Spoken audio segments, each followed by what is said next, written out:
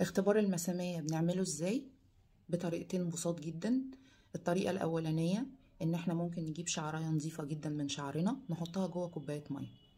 الشعراية دي لو غطست تحت خالص في كوباية المية يبقى احنا كده شعرنا عالي المسامية. لو الشعراية طفت على وش المية بيبقى شعرنا منخفض المسامية. لو الشعراية فضلت واقفة في نص المية كده المسامية متوسطة. طبعا احنا بنحط الشعراية في المية وبنستنى حوالي 5-6 دقايق عقبال ما الشعراية تستقر في مكانها الصح. الطريقة التانية ان احنا بنجيب بخاخ مية بنبخه على شعرنا. لو الشعر شرب المية بسهولة وبسرعة يبقى احنا كده شعرنا عالي المسامية. لو الشعر فضل عامل قطرات مية على وش الشعراية والشعر ما شربهاش يبقى احنا كده شعرنا منخفض المسامية. وطبعا مش محتاجة اقول لكم ان المتوسط المسامية هيشرب المية فما فيش.